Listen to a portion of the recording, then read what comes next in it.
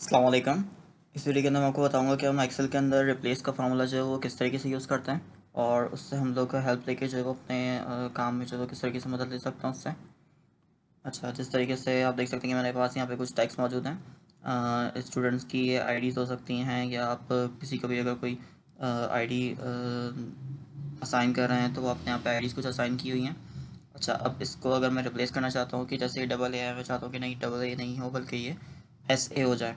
तो उसके लिए इसको रिप्लेस करने का एक आसान तरीका ये भी होता है कि आप इसको सेलेक्ट ऑल करें और रिप्लेस के ऑप्शन के अंदर जाके अब यहाँ पे मुझे क्या करना है, डबल ए को रिप्लेस करना है एस ए से। हम इसको रिप्लेस ऑल कर, आप देख सकते हैं कि मेरे पास जो है वो पूरा डाटा जो है वो रिप्लेस हो गया है।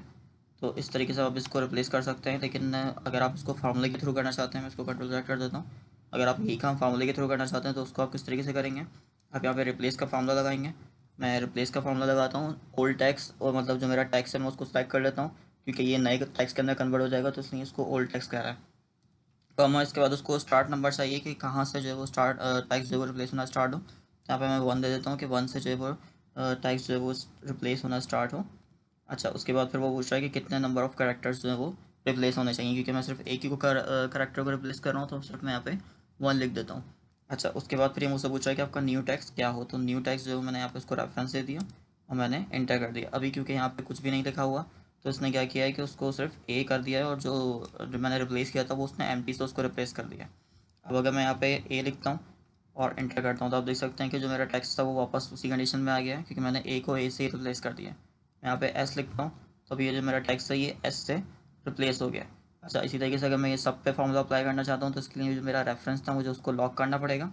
मैं इसको F4 से लॉक कर देता हूँ और मैं इसको ड्रॉप कर देता हूँ।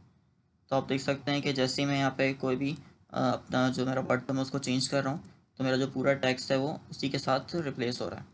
तो अगर आप अपने टैक्स को जो है वो रिप्लेस करना चाहते हैं, कोई भी आपका टैक्स है, जैसे आईडीज़ नंबर है उसके अंदर आप स्टार्टिंग में जो भी आपने टैक्स दिया है उसको आप चेंज करना चाहते हैं तो आप इस तरीके से कर सकते हैं। इसके अलावा टैक्स रिप्लेस के अंदर जो है वो आप सेंटर से भी रिप्लेस कर सकते हैं, लेकिन उसके लिए आपको उसकी पोजीशन बतानी ज़रूरी होगी। जैसे यहाँ पे अगर मैं चाहता हूँ कि ये जो मेरा डैश है ये रिप्लेस हो जाए किसी और चीज़ से, तो उसके लिए फिर मुझे क्या करना होगा, उसकी पोजीशन बतानी होगी।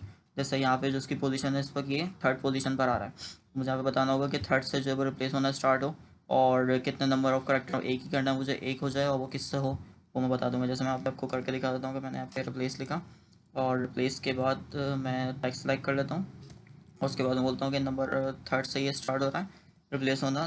एक करेक्टर मुझे रिप्लेस करना है और मुझे रिप्लेस क्या करना है, डैश जो है वो उसको मैं किससे रिप्लेस करना चाहता हूँ। जैसे मैं इधर ये डैश को जो है वो फिलहाल स्टार से रिप्लेस कर देता हूँ और एंटर कर देता हूँ। तो आप देख सकते हैं कि उसने जो है वो डैश की जगह जो है वो स्टार अप्लाई कर दिया है। अब अगर यहाँ पे मैं स्टार की जगह यहाँ पे रेफरेंस दे देता किसी सेल का तो मैं उस सेल के अंदर जो भी वर्ड लिखता वो उसको उससे रिप्लेस कर देता। तो आई होप भाई आपको वीडियो पसंद आई होगी। अगर आपको वीडियो पसंद आई तो आप हमारे चैनल को सब्सक्राइब करें, वीडियो को लाइक करें और कोई और फार्मूला जो आप हमसे सीखना चाहते हैं तो उसको कमेंट्स के अंदर ज़रूर